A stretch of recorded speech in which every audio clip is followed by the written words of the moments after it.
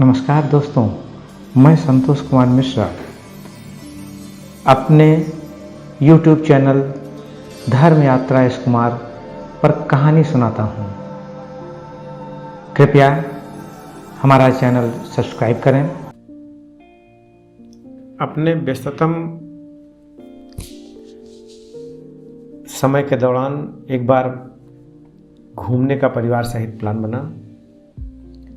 घूमने समय के कारण कहीं जा नहीं पाते थे, तो कभी श्रीमती जी नाराज़ रहती थीं, कभी बच्चे नाराज़ रहते थे। श्रीमती जी तो कहती थीं कि हमारी यात्रा से ससुराल से मायके और मायके से ससुराल की ही कराते हैं। बच्चे भी शिकायत करते थे कि पापा कहीं घूमने ले चलिए। तो हम लोगों ने एक प्लान बनाया कि 5 दिन का टूर हरिद्वार ऋषिकेश का हम लोग जाएंगे। फिर ट्रेन में रिजर्वेशन हो गया। हम लोग अपने घर लखनऊ से निकल के चारबाग रेलवे स्टेशन गए। वहाँ पे एक लखनऊ हरिद्वार ट्रेन चलती है, दिन की ही ट्रेन होती है। उसमें हम लोग गए तो हम 4 लोगों की सीट में 3 सीट एक केबिन में मिली थी, बगल वाली केबिन में 1 सीट मिल गई थी। तो मिसेज और बच्चे केबिन में गए, हम दूसरे केबिन में गए, सीट पे दोपहर में गए। तो वहाँ पे एक बंगाली परिवार यात्रा कर रहा था। एक बुजुर्ग से व्यक्ति थे, बहुत ही सज्जन और बहुत ही सभ्य, गंभीर, पढ़े लिखे, बुद्धिमान थे। उनके साथ कुछ चर्चा हुई। चर्चा से इतना लगाव हो गया कि वो सालों तक हमको गुड मॉर्निंग का मैसेज हम भी उनको भेजते, वो भी हमको भेजते रहते थे। फिर हरिद्वार स्टेशन पे ट्रेन पहुंच गई और पहुंच करके हम लोग होटल के लिए चले।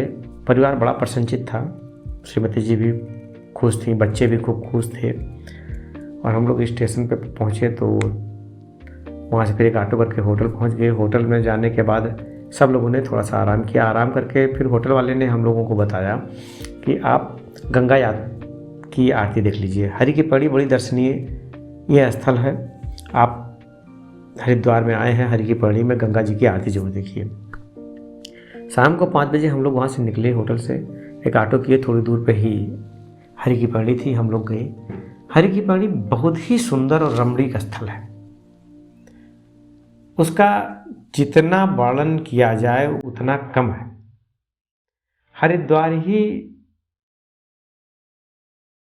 अपने आप में बहुत ही बढ़िया पवित्र स्थान है। हरिद्वार का शाब्दिक अर्थ ही होता है भगवान तक पहुंचने का रास्ता।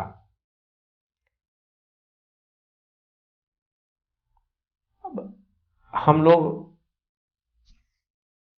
को एक पंडित जी मिले, उन्होंने बताया कि भगवान शिव ने इसी स्थान पर अपनी जटा खोलकर गंगा को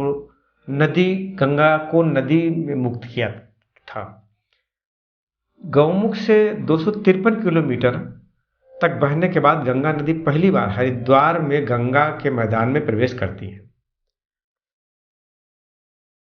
इस कारण हरिद्वार को इसके प्राचीनतम नाम गंगा द्वार था। माना जाता है कि उज्जैन, नासिक और प्रयागराज के साथ ही हरिद्वार भी उन 4 स्थलों में एक है जहां आकाशीय पक्षी गरुड़ के घड़े से अमृत की बूंदें छलकी थी। और हर 12 साल बाद हरिद्वार में कुंभ का मेला भी लगाया जाता है। हरि की पौड़ी को ब्रह्मा कुंड के नाम से भी जाना जाता है। इसका निर्माण राजा विक्रमादित्य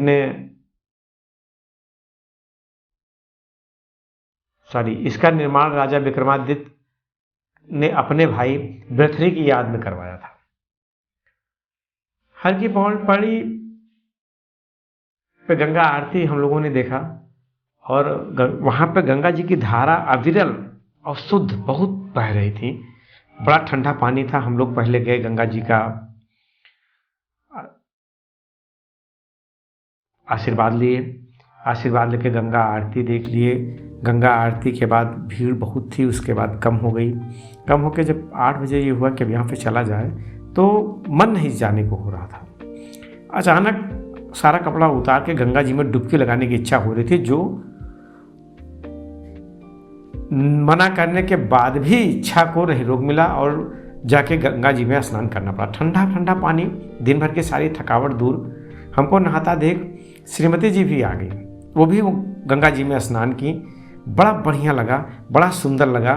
और बच्चों को कहा गया कि वो अगले दिन शाम को गंगा जी में स्नान करेंगे।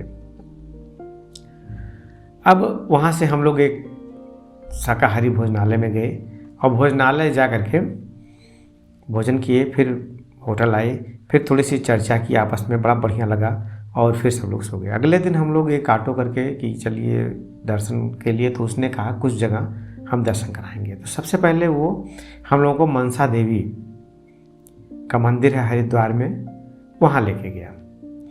मनसा देवी हरिद्वार के मुख्य टाउन से 2.5 किलोमीटर की दूरी पर स्थित है। शिवालिक पहाड़ियों में बिल्वा पर्वत के ऊपर स्थित मनसा देवी उत्तर भारत की सबसे प्रसिद्ध मंदिरों में से एक है। मनसा देवी नाग वासुकी की पत्नी थी और मंदिर को देवी मनसा का घर माना जाता है। मनसा देवी में आने वाले भक्तों को एक पवित्र धागे को पवित्र पेड़ में बांधना पड़ता है या भक्तों की इच्छाओं को पूरा करने के लिए बांधा जाता है। एक बार जब इच्छा पूरी हो जाए तब यहाँ आकर भक्त पवित्र धागे को खोल भी देते हैं। मनसा देवी का मंदिर एक पर्वत पर स्थित है, इसलिए निचले स्टेशन से केबल कार या रोपवे द्वारा मंदिर तक पहुंचा जाता है। इसकी ऊंचाई लगभग 178-80 किलोमीटर के आसपास होगी। हम लोग वहाँ पर रोपवे से गए और दर्शन किए और दर्शन करके फिर वहाँ हम लोगों को वो एक भारत माता का मंदिर है, वहाँ पे लेके गया ऑटो वाला। धार्मिक मंदिर की स्थापना स्वामी सत्यमित्रानंद गिरी जी ने कराई थी और 1983 में इस मंदिर का उद्घाटन तत्कालीन प्रधानमंत्री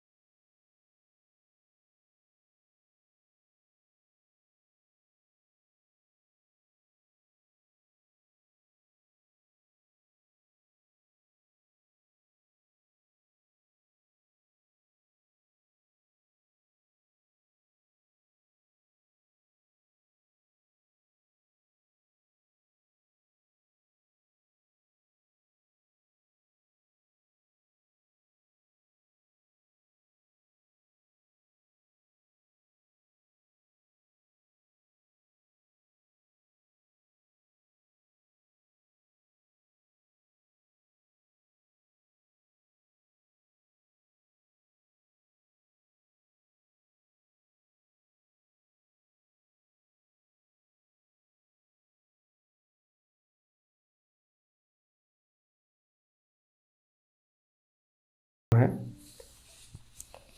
ये अगर हरिद्वार जाया जाए तो वहाँ भी एक बार जरूर जाना चाहिए। यहाँ से आप सेहत और योग से जुड़ी विभिन्न जानकारियाँ हासिल कर सकते हैं। फिर एक पारद शिवलिंग हरिहर आश्रम है, हरिद्वार में अद्वितीय धार्मिक स्थल है। पूरे मंदिर में भगवान शिव के शिवलिंग से सजाया गया है, जो कि शुद्ध पारे की से 151 किलो से बना हुआ है। मंदिर के अद्भुत नज़ारे को देखने के लिए यहाँ पर्यटकों की भारी भीड़ जमा होती है। हरिद्वार में कई दुकानें हैं जो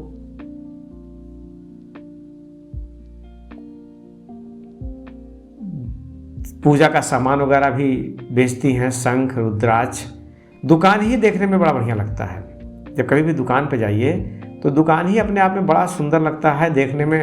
एक लगता है कि किसी ऐसी जगह आ गए तो आप अगर घंटों दुकान के अंदर रह सकते हैं और आपको बड़ा अच्छा लगेगा उनके दुकान में ही देखना।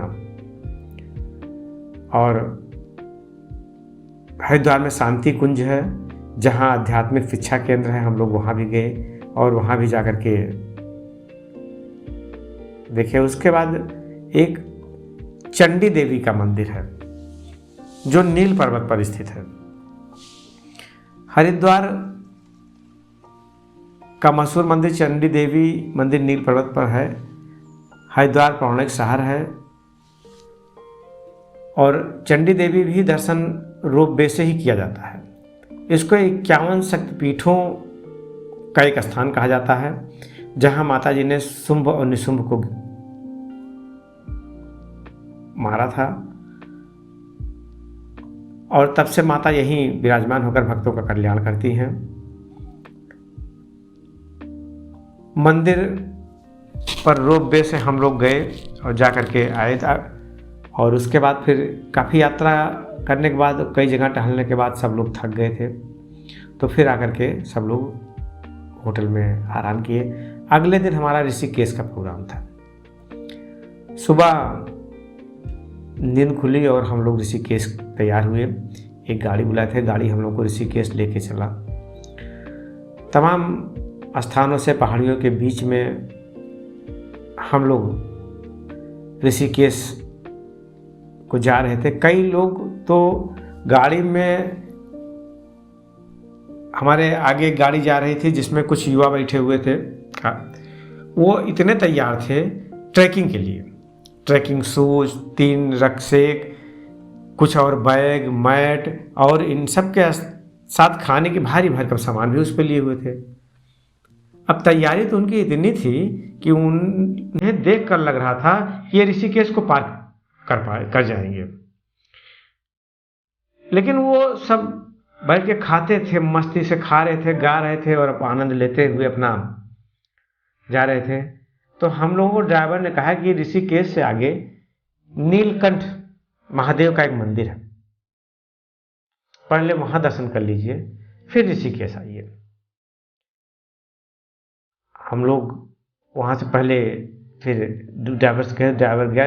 नीलकंठ महादेव का मंदिर बड़ी ऊंची पहाड़ी पर है और वहां पर 1 किलोमीटर 1.5 किलोमीटर पहले ही गाड़ी रुक जाती है। वहां से हम लोग गए नीलकंठ महादेव मंदिर पर। बड़ी भीड़ थी, भीड़ की लाइन में हम लोग भी लगे और दर्शन करके फिर वापस गाड़ी से ऋषिकेश आ गए। ऋषिकेश उत्तराखंड में ही आता है। ऋषिकेश देहरादून जिले का ही भाग भी है, बड़ा सुंदर है। हम लोगों को देखें कि ऋषिकेश बस अड्डे के पीछे चंद्रभागा स्थित है। चंद्रभागा पार करते ही टेहरी गढ़वाल का क्षेत्र शुरू हो जाता है। वहीं से गंगोत्री और यमुनोत्री का भी रास्ता चला जाता है। केदारनाथ और बद्रीनाथ जाने के लिए भी वही रास्ता है। बड़ा बढ़िया लग रहा था वो रास्ते में।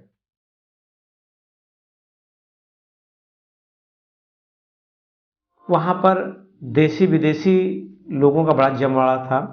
कुछ लोग अध्यात्म के खोज में आते थे, कुछ योग के लिए ऋषिकेश आते थे, कुछ ऐसे भी आते थे जिनको आने का कोई कारण ही नहीं पता होता था। कुछ घूमने टहलने भी लोग आते थे। प्रतिदिन वहां भी गंगा आरती होती है। सैकड़ों लोग उस आरती का हिस्सा बनते हैं।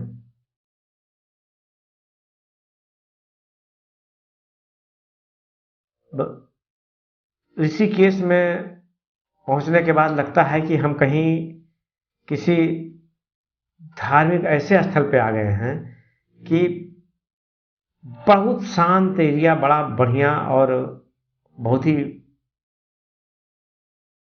रमणीक, और योग अपने आप लगता है कि योग क्रिया में आ गए हम लोग। फिर वहां पे लक्ष्मण झूला बहुत ही बढ़िया था। लक्ष्मण झूला के लिए गंगा घाट से हम लोग पैदल ही निकले और स्वर्ग आश्रम भी वहाँ बहुत रास्ते में ही था। दोनों ओर हरियाली मन मोहने वाली थी। गंगा जी का धारा प्रवाह बहुत अच्छा था। वहाँ पर राम झूला और लक्ष्मण झूला दोनों ओर है और किनारे किनारे बेंच भी लगी है। हम लोग वहीं पे नाश्ता किए और वहाँ पे लक्ष्मण झूला के पास काफ़ी तेज़ हवा थी और बहुत अच्छा लग रहा था, बहुत ही बढ़िया। वहाँ पे छोटे छोटे कई योगाश्रम दिखाई पड़ रहे थे। तो हम लोगों ने पता किया कि वहाँ से गंगोत्री और यमुनोत्री जाने के लिए कितना समय लगेगा। तो लोगों ने बताया कि काफ़ी दूर है, 2-3 दिन का समय चाहिए, तब आप वहाँ जा पाएंगे। फिर हमारी गाड़ी वाला आया, हमको ला करके हरिद्वार पहुँचा दिया। हरिद्वार और ऋषिकेश की यात्रा इतनी सुंदर थी कि हम लोग वहाँ पर पहुँचे तो कैलाश से शंकर जी ने गंगा जी को जिस वेग में प्रवाहित किया था, ऋषिकेश में और हरिद्वार में वही वेग दिख रहा था जो कल्पनीय था। और ऋषिकेश तो बहुत ही अच्छी जगह थी। हम लोग वहाँ पे गए, फिर वहाँ उसकी पूरी याद, पूरी चर्चा रात भर करते रहे। फिर अगले दिन सुबह फिर हरिद्वार ट्रेन से हम लखनऊ आए और लखनऊ से फिर अपने घर आए। आज भी जब कभी फुर्सत होता है और सब लोग बैठते हैं तो हरिद्वार और ऋषिकेश की यात्रा का जिक्र जरूर होता है।